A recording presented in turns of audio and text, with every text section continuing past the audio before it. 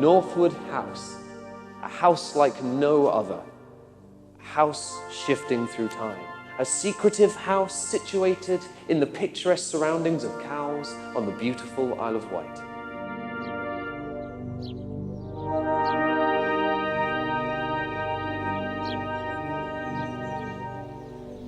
A place that embraced the cultures of Rome, Greece and ancient Egypt, but also a place of silent contemplation.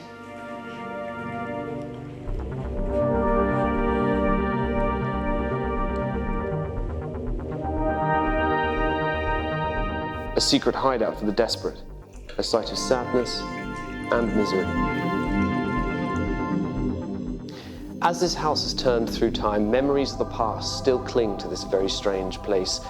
Stories and sights fill the ballrooms and empty offices from 400 years of tales and legends. Today their ghosts remain, pacing hallways, protecting rooms, and always making their presence felt. We are going to peel back the layers of brick and plaster to show both history and myth. See these tales and the people who lived and also died within these walls. And perhaps dig down even deeper to find the mystical energies that course through this country house, making it the character-filled and opulent large country retreat that we see today. This is Northwood House Uncovered.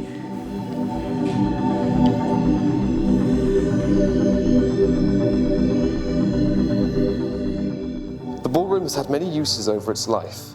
The ladies' room for gentlewomen to recline after dinner. A dance space, which in the 1840s, with the popularization of extravagant balls, was adapted to be able to hold an orchestra for the various guests to waltz the night away. It has even been a chapel and a hospital ward. You really get a sense of the opulence of the room just looking around it. For instance, these frescoes on the ceiling are painted by artists all the way from Genoa in Italy. You can almost hear the champagnes flowing, the band playing, people dancing. But behind all this glamour and glitz, there is a very strange air of mystery in this room. Visitors to the ballroom have also experienced odd things. Their phone and laptop batteries have drained. Radios have given strange whistling noises, and they've even come into contact with a lady called Sue via a medium, who gave her date of passing as 1826. In 1851, at the Great Exhibition, the Ward family purchased this beautiful Egyptian masterpiece. They were trying to cash in on the Victorian love of Egyptology. Can you imagine the beautiful parties that they used to have with the servants all dressed up in Egyptian costume?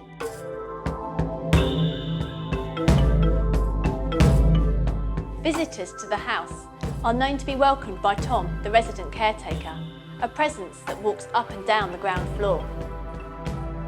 Often, during the late evenings, he can be felt locking doors and occasionally giving a reassuring jangle of the keys to let the staff today know that being dead is no excuse for turning up to work late.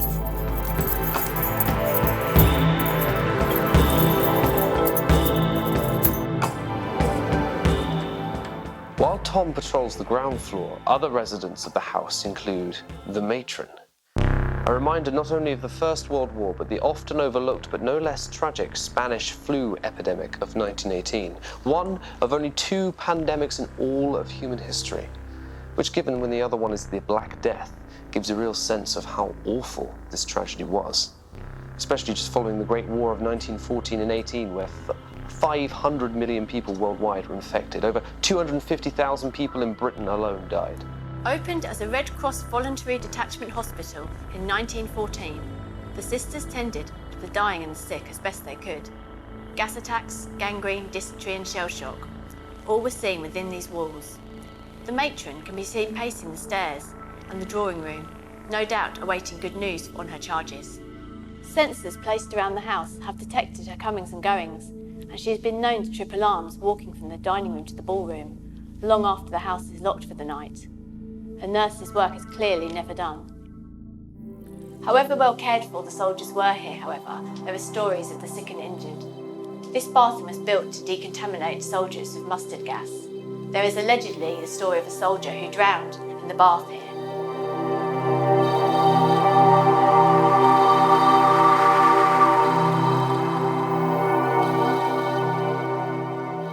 Northwood House in World War II installed an operating theatre into the building to operate on wounded servicemen and to heal those injured in air raids.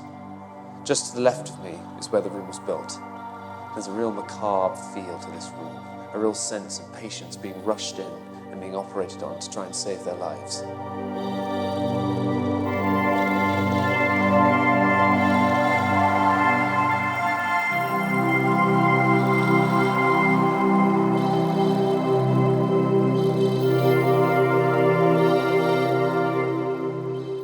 Here at Northwood, we get unexplained temperature drops. I've seen it, we've recorded it. The temperature can crash 5.5 degrees in 10 seconds and then come back up slowly. Now, is that associated with the fact that the alarm system in the same room keeps tripping? Is it associated with what our friends, the mediums, have sensed in that room, or that other people have done with Ouija boards, which I'm not a great fan of, but are they all completely different effects? Is the fact that people have seen shapes in the room, that things disappear and things appear? These are all established and known paranormal phenomena. And I use that word you don't use it lightly, it's a phenomena. I don't know whether they're associated, but here at Northwood House, we've seen them, we've experienced them, and they've been experienced by people who had no idea that's what Northwood House had.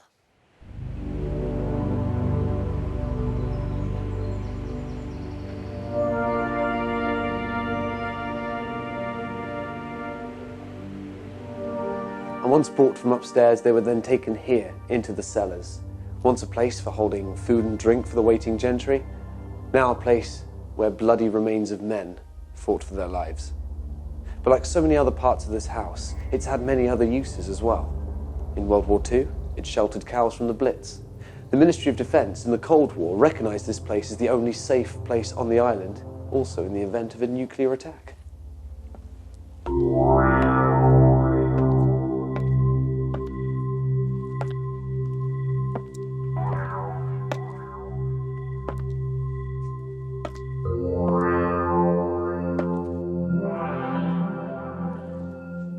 Further and further back in time we go, and we start to see evidence of the island's smuggling history. At one point during the 18th century, 60% of all island residents were involved in it.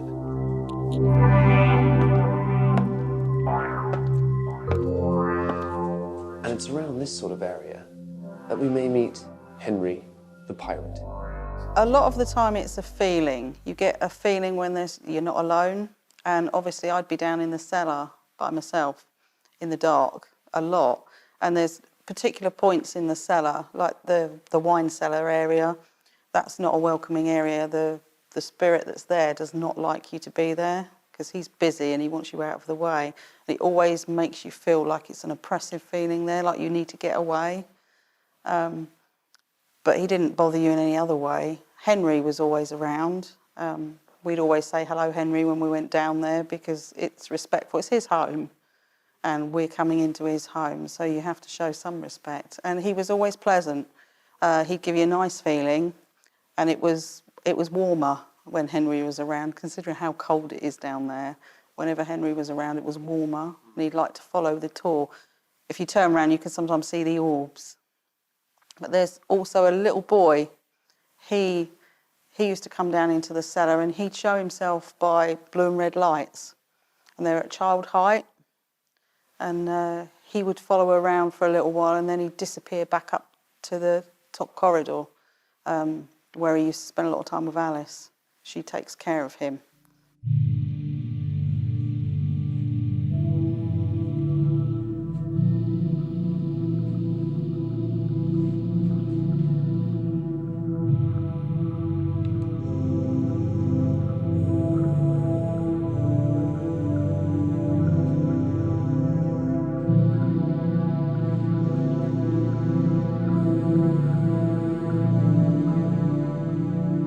Henry's a good example. I worked here for 5 years as an actor, and one of the characters I reenacted was Henry. So a lot of the time you wouldn't necessarily see him, but you'd feel the fact that he's there with you. The room that I used to use down in the cellar, it was always the same room every time. And sometimes you walk into the room and feel, oh, okay, yeah, he was waiting for me, It's the same time every week, you know, throughout the tourist season. So it was quite a routine to do that. And it felt like he seemed to like enjoy being remembered, because we were obviously saying that, you know, his name, he's Henry, I'm reenacting Henry. So he's getting the recognition for who he was. And depending on the audience that we had, you know, I'd make the tour more fun. If there's a lot of kids, I'd make it a bit more bubbly, a bit more, you know, a little bit more dramatic and theatrical. But he seemed to like that. He'd kind of get involved with it a little bit sometimes. You know, people at the back of the room, they'll be looking behind them like, what was that? Which is always great for me, because, you know, it actually gets people, you know, feeling and thinking, which is always great for me doing that job. The staff call this reprobate Henry the smuggler. He's seen often wandering around moving barrels. Now this is his area, so that's why I'm going to keep my voice down. But he is quite the conscientious smuggler, as staff have often found old-fashioned coins lying on the ground.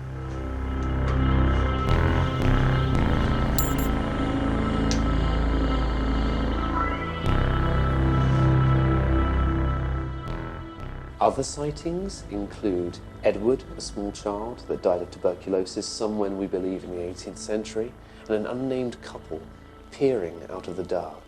Even being down in these cellars, you do really get a sense every time you turn around a corner that someone or something is staring right back at you.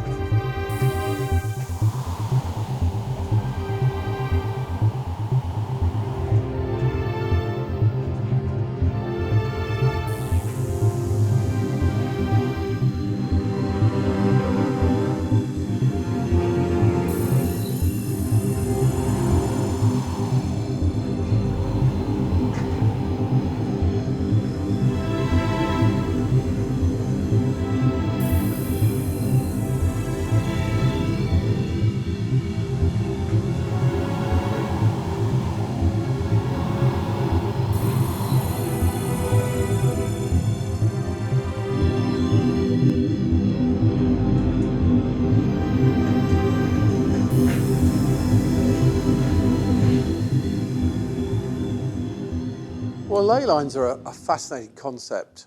Traditional science would really discount them, but there is increasing amounts of evidence that something is going on. I mean, personally, I got involved with it down in Cornwall by complete accident.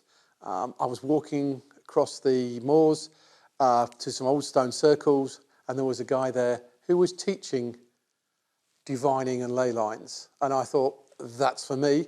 Walked over, I took the two sticks in my hand. He said, just walk between the stone circles. And it wasn't a case of the stick swinging, they hit me in the chest. But you could walk and see the line, and he said there were lines of energy. And even when you go to the old stones, these are 3,000-4,000 years old, there were rings which you could detect around them. As an engineer, as a scientist, and even a partly physicist, I have no idea how that works, but there's something there.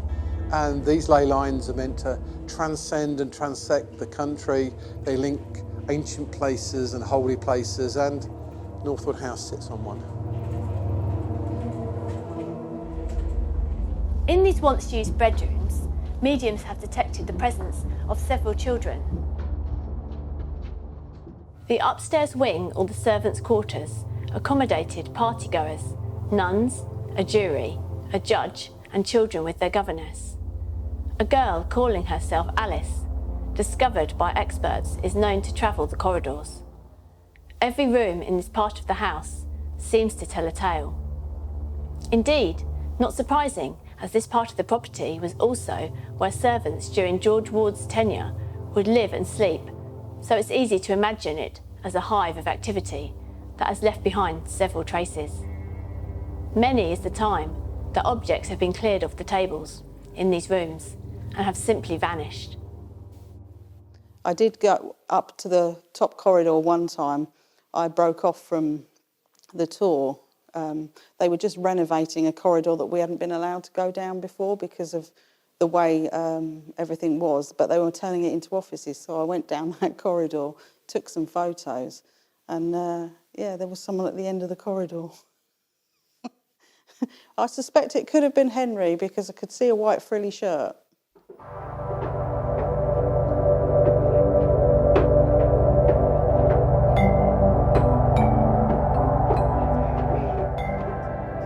Up in the attic is a good example. There's a corridor there we called Alice's corridor. A little girl there called Alice. She was left here when it was a boarding school, and she would always interact with us as well as our crowd sometimes. So one Halloween, I ripped up some bedsheet and hung them off the ceiling, like off the rafters, before the roof was redone. And we had an investigation that we did that Halloween, like directly after the walk. And the whole, it must have been about 20 people in there, watched this thin ribbon just twisting as if someone was twisting in their hand like this. But obviously you couldn't see the hand. So it's not just swaying, but it was actually twisting upwards as well. So that was a good one. You'd often, hear laughter, or you always felt happy up there. There's no, overbearing presence, which you can get in some other areas of the building. It was always felt quite bubbly up there, really. It always felt welcome. Yeah. She used to like moving things as well. That was quite funny. Actually, the same Halloween, we got a wind-up doll that played Ring a Ring a Rosie. So when I went up there after being Henry in the cellar, I'd give it a few winds and it would play a couple of times. And then I'd do it again when the crowd come by. So they've got that, when you're in a dark corridor with bits of bed sheet which almost feel like spider webs going across your face, and you hear Ring a Ring a Rosie, that can be a little bit ominous, which was the effect we were going for, but she seemed to really like it. And that doll, every single day of Halloween, because we came and did it every single day for a week, would move, and the doll would be in a different place. So I was like, I've got to play a game with her now, I've got to go find it so I can make it play the song for her. So I think that was probably one of the best ones for actually having something move. Children have even been spotted by the occasional dog walker or passerby climbing the trees and playing in the grounds. These apparitions are thought to be the souls of children who died during the height of the influenza outbreak and are seen either appearing as full people or balls of spirit energy, hanging in the air on the dark night, further adding to the stories and history this unique house entertains. It's not just the house, though, the grounds. The grounds are quite active. You get experiences. We used to do the walks in the grounds. Being there a lot longer than everybody else, you'd have to be in a particular place, waiting and waiting, and you could often feel the presence of somebody else there when you know there's no one there with you. And I saw a figure step out from the big oak tree out the front and look at me and then step back behind the tree, but it wasn't a person, it was a shadow. So it's a very interesting place, but there's so many different timelines that are here for, obviously, when it was very, very old, the original Bellevue house.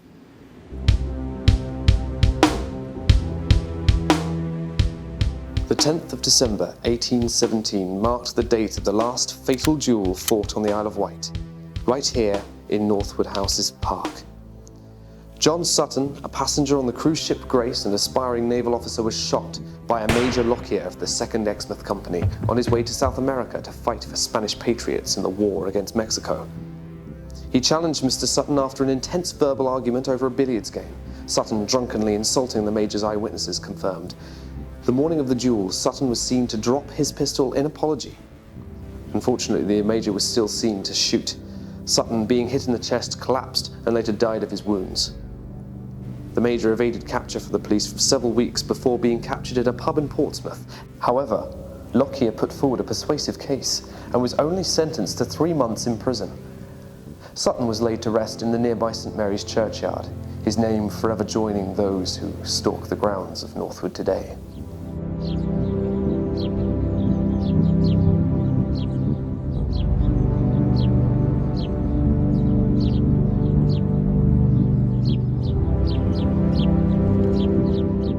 The library certainly lives up to the rest of this house's mysterious nature.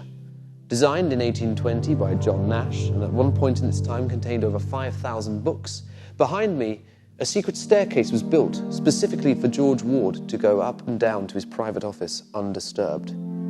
However, during the World Wars, this room took over a much more macabre role.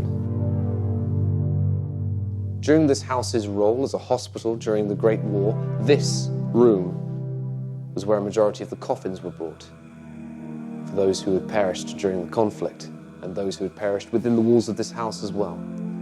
Investigators in this room have picked up on the smell of lilies. Lilies were often placed upon the bodies of the dead before they were sent away for burying or repatriation. The room had a similar sad role in 1942 following a particularly violent air raid over cows. 27 casualties from the local village were brought here to be buried. A sad reminder of the town's tragic war past. Outside the library, this corridor appertains to a very recent discovery in November 2015. A surveillance camera caught sight of a flashing light strolling across the corridor and into the library. A sight never seen before or since that date. Perhaps it was one final visitor paying their respects to the fallen.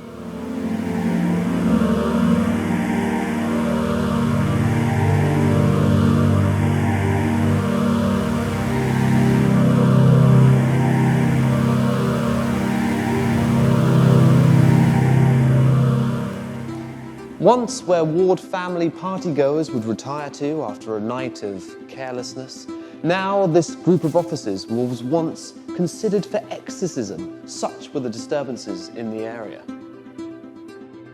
Presences around this area include a partygoer, seen to be gazing down there, possibly excluded from the ballroom. The room itself, just round there, has been repeatedly trashed over several nights. Lots of staff have come in, opened the door and found pens, papers and stationery strewn about the floor. There are reports also of a man in grey peering out of the window at those who stroll past the house. People have tried to guess who it may be, perhaps George Ward himself gazing out of the window over his wonderful party property. He has been the cause of many late-night calls to the house, reporting that people may be trapped inside the building.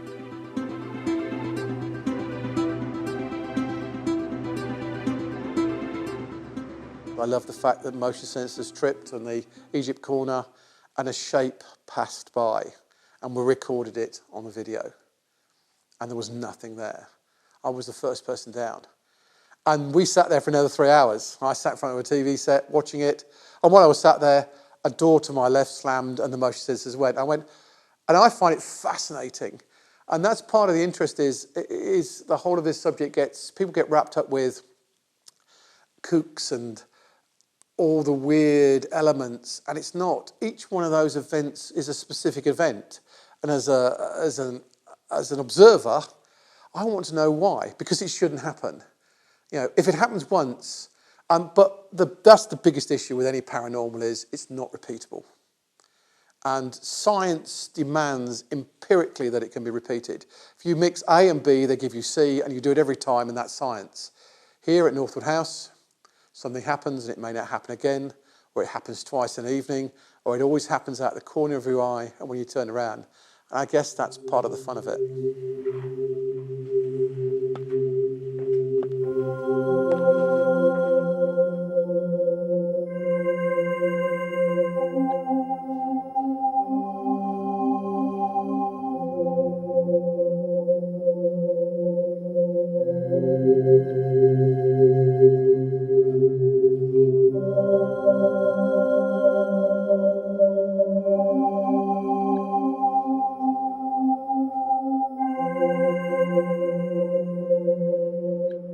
And so we've seen the house's denizens there for many periods of history, still walking the floors and peering from the cracks in time.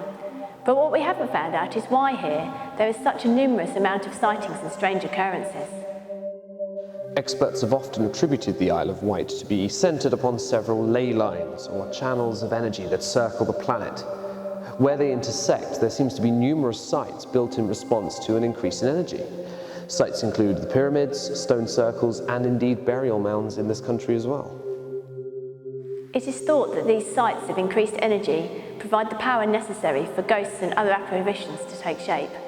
Indeed, across the Isle, the numerous ghost stories from its beaches and old manor houses, prisons and inns seem to indicate it as a place of paranormal activity, giving it the nickname the Ghost Isle.